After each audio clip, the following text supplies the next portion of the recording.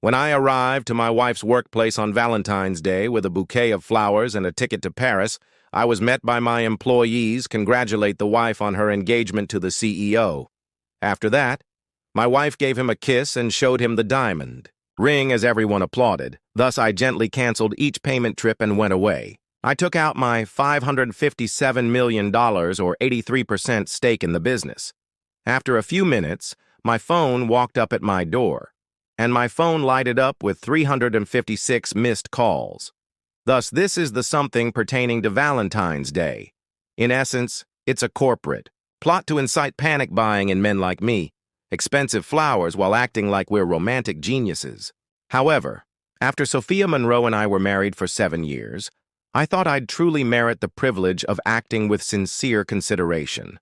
That's why I'm standing in the glass and marble. At 9 a.m., Lee Orateka's lobby is a cathedral.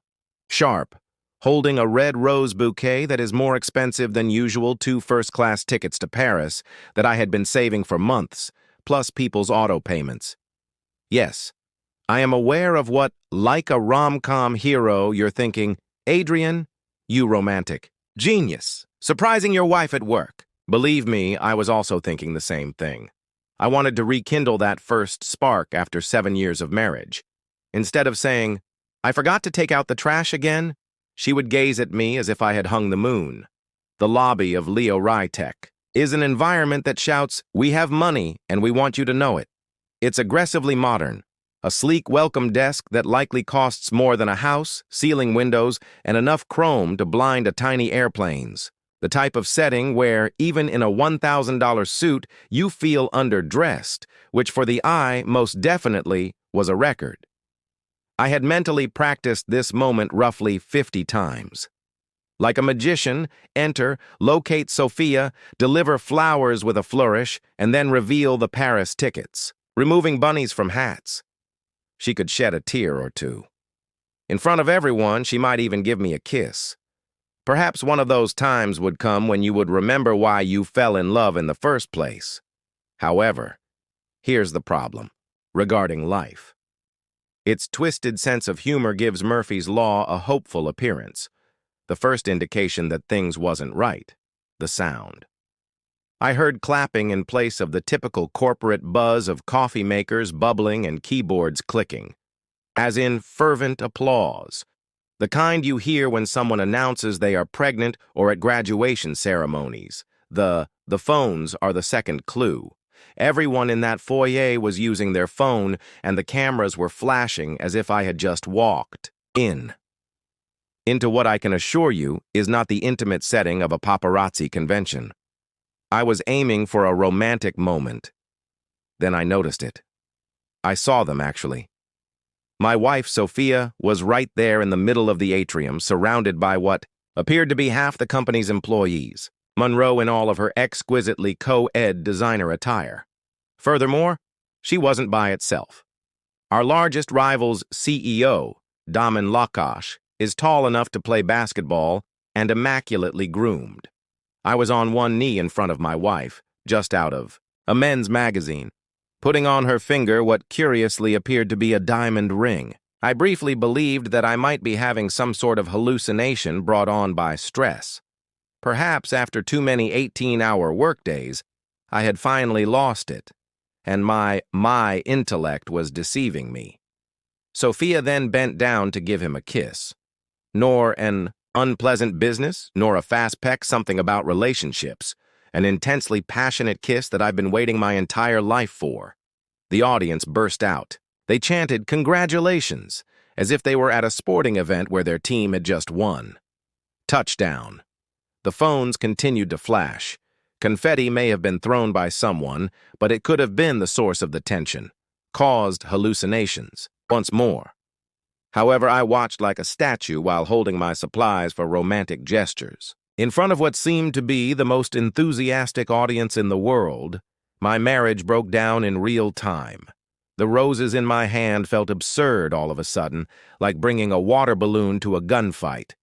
The tickets to Paris might as well. Monopoly money has been used. I must have missed the divorce memo after 7 years of marriage. This is what's utterly screwed up. I refrained from screaming.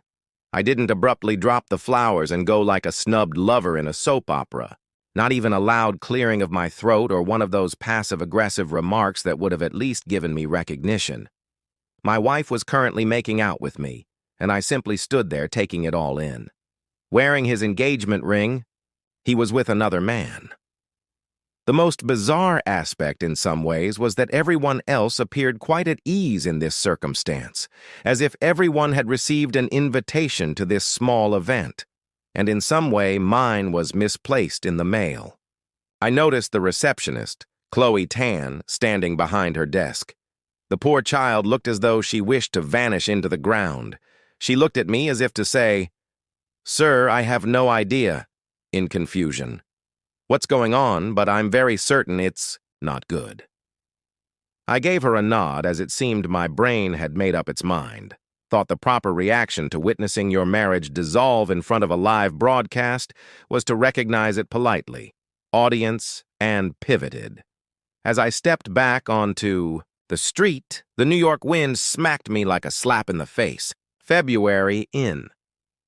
On a normal day, the city is cruel. But when you're holding worthless travel tickets and dead roses, it feels blatantly spiteful. A dot. For a while, I stood on the sidewalk and observed people hurrying by wearing winter coats. Everyone was so engrossed in their own little universes that they were totally unaware that mine had just been nuked by orbit. The amusing aspect about betrayal is how silent it is at the time. You would anticipate dramatic music or violins, perhaps at the very least, a soundtrack to commemorate the event. Rather, you hear the distant roar of the metro and car horns. I glanced down at the roses in my palm, but the sound of your own breathing seems far too loud. However, flawless, still red, and still totally useless. The humidity was causing the Paris tickets to become wet, most likely already ruined. This is how a 7-year marriage ends. Not with a quarrel, a discussion, or even I received a text message about a public engagement party to which I was reportedly not invited. Folks, welcome to my life, Populace. One extremely perplexed, deceived, and angry husband who recently found out that his spouse has been trying out for a replacement. When I returned to my penthouse, I was like some similar to a wounded animal going back to its cave. 34th level of an expensive skyscraper greater than the GDP of the majority of tiny nations, with a view of Manhattan that real estate brokers say is amazing, and I call on Tuesdays. However, it appeared to be a concrete cemetery today, and I placed those pitiful roses on the kitchen counter as if I were placing flowers on a tomb because I felt completely at home there, which, to tell the truth, I was. The union had died. Simply put, I still hadn't received the death certificate. The beside them, a damp and worthless Paris ticket sat like a terrible joke from the cosmos, had made the decision to trick me into hearing about the betrayal. There's this strange process in your brain where it attempts to explain something that is essentially nonsensical. For example, how do you get married and go to bed? In any case, I was now separated, divorced, and publicly humiliated. There ought to be an excellent term for a man who was holding Valentine's Day presents while his wife recently became engaged to someone else. However, then something clicked. Perhaps the shock was wearing off. Or perhaps it was Glenn Dronnick's 3 fingers that I spilled myself. An ounce of 25-year-old single malt costs more than most individuals earn in an hour. Whatever it was, I went from being a wounded husband to a furious businessman. At that moment, I recalled something really it was crucial that I went to my office because, yes, I do have one in my apartment. Because when you're valuable what I'm worth, stop in front of my favorite artwork and have whatever the heck you want. This is it. Commission from a Soho artist who demands exorbitant prices for this stunning oil painting of the Brooklyn Bridge at sunset. Amounts to paint objects that are visible for free if you simply step outside. The point isn't the painting, though. The artwork is what conceals the safe that I entered the code for. Sophia's birthday, as it seems that I'm a sentimental fool and retrieved a folder called Core Assets. The name is dull, but it could be the most significant document in my life. However, I've always supported subtle file arrangement. The documents that provided the actual story were in that folder. The Lioritex Incorporation documents were issued 7 years ago. The patent application submitted under my name, Adrian. Quan, for the essential technology that keeps everything running, the revenues for funding demonstrating the precise source of the original funding. Everyone appears to have a convenient ownership structure. Forgotten. 83%. I own that much of Lioritex. 557 million worth of 83% of the business is owned by myself. Sophia has exactly 0. She is a worker, an extremely well-paid, highly visible employee, but nonetheless an employee. The company's public face, as the board likes to say.